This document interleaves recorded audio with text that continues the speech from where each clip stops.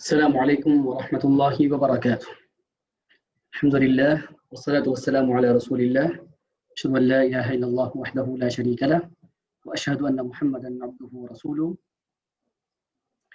نبينا محمد وعلى آله وأصحابه أجمعين. آج ہم اللہ تبارک و تعالیٰ کی توفیق کے ساتھ لرن قرآنی عربک کا سبق نمبر 29 پڑھیں گے. میں ہوں عبد الرحمن حفیظ اسلام آباد سے. سب سے پہلے تلاوت آیات.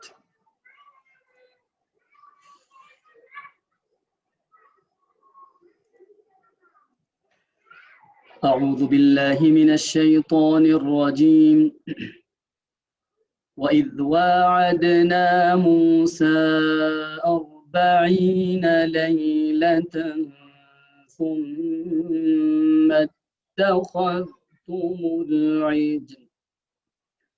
ثُمَّ اتَّخَذْتُمُ الْعِجْلَ مِن بَعْدِهِ وَأَنْتُمْ ظَالِمُونَ. ثُمَّ عَفَوْنَا عَنْكُمْ مِنْ بعد ذلك لعلكم تشكرون.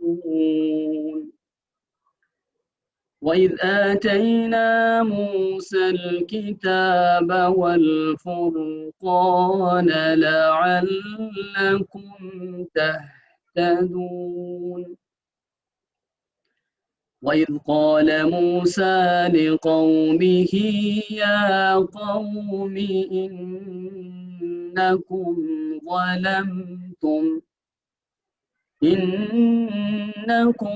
ظلمتم أنفسكم باتخاذكم العجل فتوبوا إلى بارئكم فاقتلوا أنفسكم ذلكم خير لكم عند بارئكم فتاب عليكم إنه هو التواب الرحیم.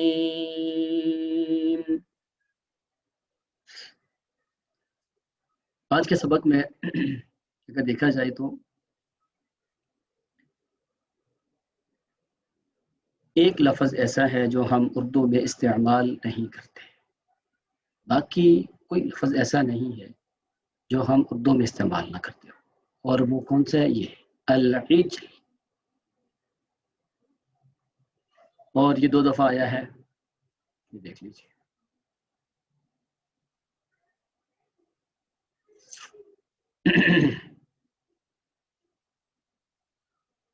تو آئیے دیکھتے ہیں باقی الفاظ مبارکہ سے متعلق کہ اردو میں کیسے استعمال ہوتے ہیں.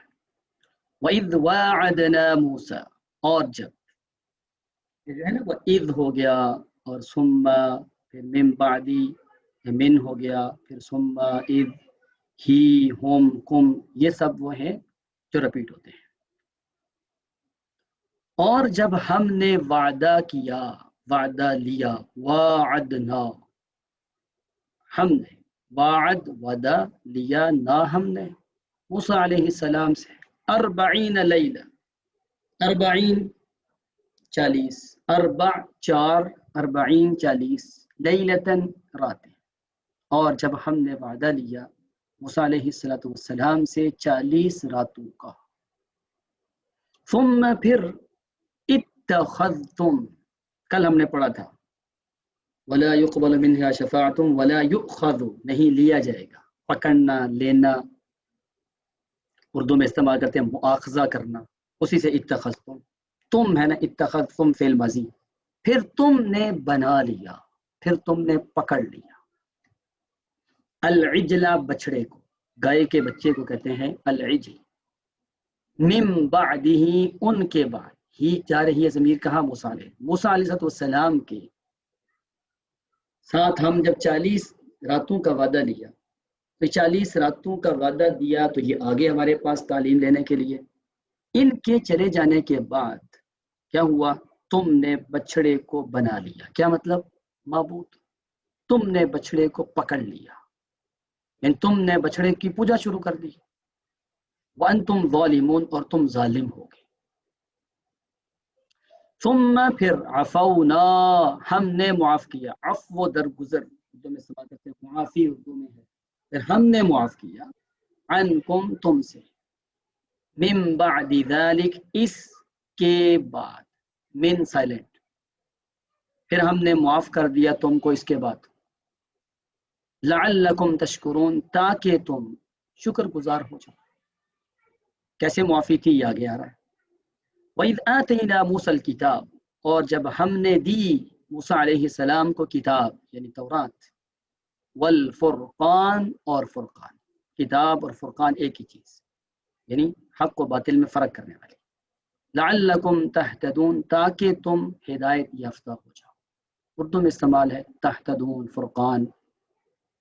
کل اس کے اسی روٹ ورڈ سے پڑھا تھا ہم نے، فرقنا بکم البحر، ہم نے جدائی پیدا کر دی یعنی کھول دیا۔ فرقان حق و باطل۔ وَإِذْ قَالَ مُوسَىٰ لِقَوْمِهِ، اور جب کہا موسیٰ علیہ السلام نے اپنی قوم کے لیے یا اپنی قوم سے، اردو میں ایسے کہتے ہیں، اپنی مطلب ہوگا ہی۔ اور جب کہا موسیٰ علیہ السلام نے اپنی قوم سے، اے قوم، اور یہ میم کے نیچے جو زیر ہے اصل لفظ تھا یا قومی، اے میری قوم۔ تو عربی فصاحت و بلاغت کا اصول ہے، یا کو بسا اوقات گرا دیتے ہیں۔ اے میری قوم، انکم، بے شک تم نے، ظلمتم، ظلم کیا۔ ظلم اس نے ظلم کیا، ظلموا ان سب نے، ظلمتا تو نے، ظلمتم تم سب نے ظلم کیا۔ انفسکم، اپنی جانوں پر یعنی اپنے آپ پر۔ کیسے؟ بی، یہ ہم متعدد دفعہ پڑھ چکے ہیں، بی کا مطلب وجہ۔ اتخاذکم العجل، بچڑے کو معبود بنانے کی وجہ سے، تمہارے پکڑنے بچڑے کو تمہارے پکڑنے کی وجہ سے۔ تو سریح ترجمہ کیا ہوگا؟ تم نے ظلم کیا اپنے آپ پر بچڑے کو معبود بنانے کی وجہ سے۔ اب کرنا کیا ہے؟ فتوبوا الی، یہ ہم اصول پڑھ رہے ہیں، توبو، تابا، یہ اگر آئے توبہ کے معنی میں، الہ ہو تو توبہ کرنا ہوتا ہے، علی ہو عین کے ساتھ تو توبہ قبول کرنا ہوتا ہے۔ جب اللہ تعالیٰ لوگوں سے کہتے ہیں نا، تو لوگ توبو الہ ہوتا ہے، اللہ تعالیٰ کی طرف اگر ہو تو تابا علی ہوتا ہے۔ فتوبو الی، پس تم توبہ کرو۔ باری، اردو میں استعمال کرتے ہیں باری تعالیٰ۔ باری کا مطلب کیا ہے؟ پیدا کرنے والا، خالق کو باری کہتے ہیں۔ بس تم توبہ کرو اپنے پیدا کرنے والے کی جانب، یعنی اپنے رب کی حضور توبہ کرو۔ توبہ کیا تھی؟ ہمارے ہاں توبہ کیا ہوتی ہے؟ بس ٹھیک ہے اللہ مجھے معاف کر دے، سابقہ گناہوں پہ ندامت ہے، آئندہ نہ کرنے کا عزم ہے، اور اللہ معاف کر دے۔ لیکن بنی اسرائیل کے ہاں یہ نہیں تھا، وہاں کیا تھا؟ توبہ کا طریقہ یہ تھا، فَاقْتُلُوا أَنفُسَكُمْ، تم قتل کرو اپنے آپ کو۔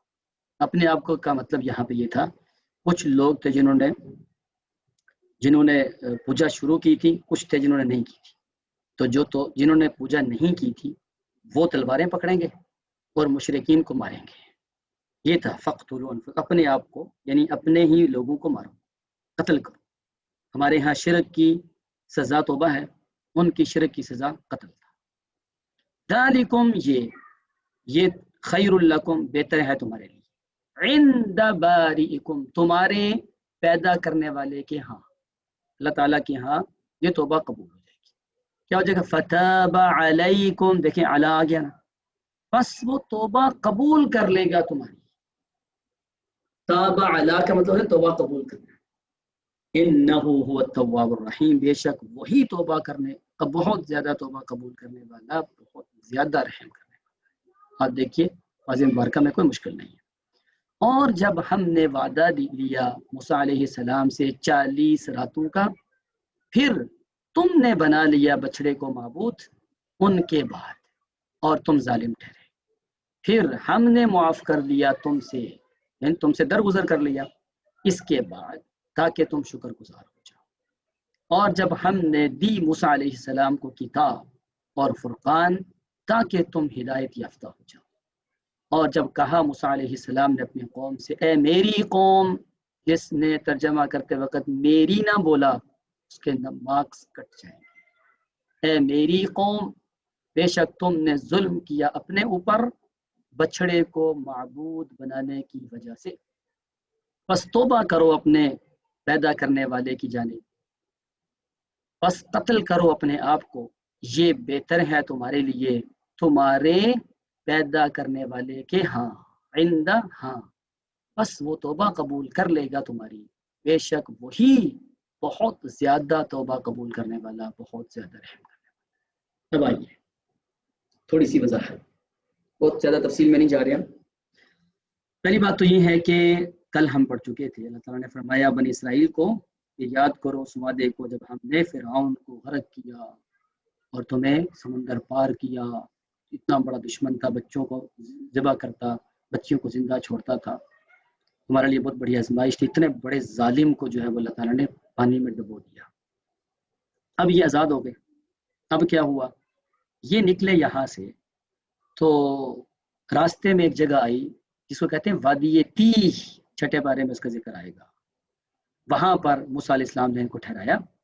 اب چونکہ یہ قوم آزاد ہو چکی ہے فرعون کی غلامی سے، صدیوں پرانی غلامی سے، اب نبوت بھی ان کے اوپر آ چکی ہے، اولو العزم نبی ہیں تیسرے حضرت موسیٰ علیہ السلام، وہ نبی آ چکے ہیں، ان کی رہنمائی کا سلسلہ شروع ہو چکا ہے۔ پہلے یہ ایک قوم تھی، اب فضلتکم علی العالمین، اب ان کی ایک انٹرنیشنل جو حیثیت بن چکی ہے، اپنے وقت یہ سب سے زیادہ اللہ تعالیٰ کے محبوب قوم تھی ہے۔ اب یہاں پہ تعلیمات دیں تو رسول اللہ صلی اللہ علیہ وسلم کے اوپر تو نبوت آہستہ آہستہ آئی نا، ہم لوگوں کے لیے آسانی ہو گئی 23 سال میں۔ ان کے ہاں اور تھا طریقہ، ان کے ہاں یہ تھا کہ آپ نے قوم کو چھوڑنا، یہاں پر موسیٰ علیہ السلام کے بھائی حضرت ہارون بھی نبی تھے، ان کے سپرد کیا قوم کو۔ 9ویں پارے میں آتا ہے کہ اللہ تعالیٰ نے موسیٰ علیہ السلام سے پہلے 30 دن لیے، وَوَعَدْنَا مُوسَىٰ 30 لَيْلَةً وَأَتْمَمْنَاهَا بِعَشْرٍ فَتَمَّ مِيقَاتُ رَبِّهِ 40 لَيْلَةً، پہلے 30 دن لیے، راتیں لی، پھر 10 بڑھا دی۔ تو ان کو بلایا کہ چونکہ قوم آزاد ہے، قوم کو دین چاہیے، شریعت چاہیے، گائیڈ لائن چاہیے، اب آپ آئیں آ کے وہ ہم سے لے جائیں۔ موسیٰ علیہ السلام چلے گئے قوم کو اپنے بھائی حضرت ہارون علیہ السلام کے پاس چھوڑ کر تعلیمات لینے، تو ان لوگوں نے بچڑے کی پوجا شروع کر دی۔ تفصیلات 16 پارے میں آتی ہیں، اختصار یہ ہے اس کا کہ بچڑے کی پوجا کیوں شروع کی، سوال یہ پیدا ہوتا ہے۔ تو اس کا جواب یہ ہے کہ یہ رہے تھے فرعون کی غلامی میں، اور یہ فرعونی سارے جو ہے نا یہ غلام تھے، مشرک تھے، یہ گائے کی پوجا کرنے والے لوگ تھے، مشرک تھے یہ لوگ، ٹھیک ہے؟ تو ان کے ہاں یہ تصور تھا کہ دین ہوتا ہی پوجا ہے، بتوں کی پوجا۔ تو یہ اب جو کہ تعلیمات تو ہیں نہیں ہیں، تو اب فوراً انہوں نے یہ کام شروع کر دیا، اور ان میں ایک بندہ تھا سامری اس کا نام تھا، اس نے لوگوں سے زیورات جمع کیے، جیولری جمع کی، اور اس کو ایک بچڑے کی شکل دی، اور ہوا کے ایسے رخ پہ رکھا کہ بڑا کھلاڑی قسم کا بندہ تھا کہ اس کے پیچھے سے ہوا داخل ہوتی اور منہ سے جب نکلتی تو اس کی آواز آتی تھی۔ وہ کہنے لگا ھذا الہ موسیٰ و الہکم و الہ موسیٰ، اصل میں موسیٰ اور آپ کا الہ اصل میں یہ ہے۔ وہ گئے تھے، بھول گئے، 30 دن کے لیے گئے تھے، ابھی تک آئے ہی نہیں ہیں، وہ کہیں بھول گئے، بھٹک گئے، تو لگا پوجا کرو۔ یہاں 2 گروہ ہو گئے، ایک گروہ وہ ہو گیا کہ جنہوں نے بچڑے کی پوجا شروع کر دی سامری کے کہنے پہ، دوسرا وہ تھا جو نہیں کرتا تھا۔ ہارون علیہ السلام نے کافی منع کیا، نہیں رکے یہ لوگ۔ تو اللہ تعالیٰ فرماتے ہیں کہ تم نے بچڑے کی پوجا اتنی جلدی شروع کر دی تو تم ظالم بن گئے۔ پھر ہم نے کیا کیا، معاف کر دیا، ہم نے کہا چلیں ٹھیک ہے، ابھی تعلیمات نہیں آئی بھی تو ہم نے معاف کر دیا تاکہ تم شکر گزار بن جاؤ، یعنی آئندہ تم بتوں کی پوجا نہ کرو۔ پھر موسیٰ علیہ السلام کو کتاب فرقان ہدایت دی تاکہ تم ہدایت یافتہ ہو جاؤ، پھر یہ لے کے آ گئے تختیوں کی صورت میں، یہ لکھی ہوئی تورات تھی، یہ لے کے آ گئے۔ جب آ کے دیکھا کہ قوم تو بچڑے کی پوجا کر رہی ہے تو غصہ چڑھا ان کو اتنا، تو 9ویں پارے میں آتے ہیں القى الالواح واخذ براس اخيه يجره الیہ، اپنے بھائی ہارون علیہ السلام کا کا داڑھی اور بال پکڑ لیے غصے کی وجہ سے، تو رات کو پھینک دیا، القل الواح۔ تو ہارون علیہ السلام کہنے لگے یبن ام لا تأخذ بلحیتی ولا برأسی، میرے بالوں اور میری داڑھی کو زور سے نہ کھینچو، اور میں اس لیے، میں نے منع تو بہت کیا لیکن زبردستی اس لیے نہیں کی کہ ان تقول فرقت بین بنی اسرائیل ولم ترقب قولی، آپ آ کے یہ کہیں گے کہ آپ نے میری بات کا انتظار نہیں کیا اور بنی اسرائیل میں تفرقہ بازی پیدا کر دی، 2 گروہ بن چکے تھے نا۔ خیر پھر کیا ہوا، اللہ تبارک و تعالیٰ نے موسیٰ علیہ السلام کو جو تعلیمات دی اس میں یہ تھا کہ موسیٰ علیہ السلام نے اپنی قوم سے کہا کہ تم نے بچڑے کی پوجا کرنے کی بنا پہ ظلم کر لیا ہے، اب توبہ کرنی پڑے گی، ٹھیک ہے۔ ہمارے ہاں قتل کی سزا ہوتی ہے توبہ کے طور پر چند گناہوں کی۔ پہلا گناہ یہ ہے کہ کوئی بھی شادی شدہ آدمی اگر بدکاری کر لے تو اس کی سزا قتل ہے، یا کوئی بندہ اسلام چھوڑ کے مرتد ہو جائے تو اس کی سزا، اس کی توبہ جو ہے وہ قتل ہے، یا کوئی آدمی کسی کو قتل کر دے جان بوجھ کر تو اس کی سزا یا اس کی توبہ قتل ہے۔ یہ 3 صورتیں ہیں کسی آدمی کی توبہ کی قتل کی صورت میں، اور یہ قتل کرے گا کون؟ حکومت وقت یا کورٹ، عام بندہ نہیں کر سکتا۔ اب کسی نے توبہ شرک کر لیا، کبیرہ گناہ کر لیا، بڑے بڑے معاملات کر لیے، تو اس کی صورت توبہ کی کیا ہے؟ اگر اس گناہ کا تعلق حقوق اللہ سے ہے تو 3 شرطیں ہیں، جو کیا اس میں ندامت، آئندہ نہ کرنے کا عزم، اور جو کیا ہے اس کے اوپر توبہ۔ اگر اس کا تعلق حقوق العباد سے ہے تو ان 3 کے ساتھ چوتھی شرط آ جائے گی، جو زیادتی کی، جو مال کھایا وہ واپس کرے۔ لیکن ان کے یہاں ایسا نہیں تھا، ان کے یہاں شرک کی سزا کیا تھی کہ جنہوں نے شرک کیا ہے ان کو قتل کیا جائے، قتل کریں وہ لوگ جنہوں نے شرک نہیں کیا۔ فقتلوا انفسکم، کہتے ہیں 70,000 یہودیوں کو یہاں قتل کیا گیا، اور یہ بہتر ہوگا تمہارے رب کے ہاں، وہ توبہ قبول کر لے گا، لہذا ایسے ہی ہوا، اور وہی توبہ قبول کرنے والا رحم کرنے والا۔ تو ہم کتنے خوش قسمت ہیں کہ دن رات گناہ ہوتے رہتے ہیں، اور اللہ تعالیٰ نے اس کا طریقہ کیا رکھا ہے؟ معافی مانگو۔ حدیث میں آتا ہے کہ دن کے گناہوں کی معافی اللہ تعالیٰ رات کو کر دیتے ہیں، رات کے گناہوں کی معافی دن کو کر دیتے ہیں، کوئی معافی لینے والا تو ٹھیک ہو گیا جی۔ بارک اللہ فیکم، جزاکم اللہ خیرا، احسن الجزاء فی الدنیا والآخرہ۔ السلام علیکم ورحمۃ اللہ وبرکاتہ۔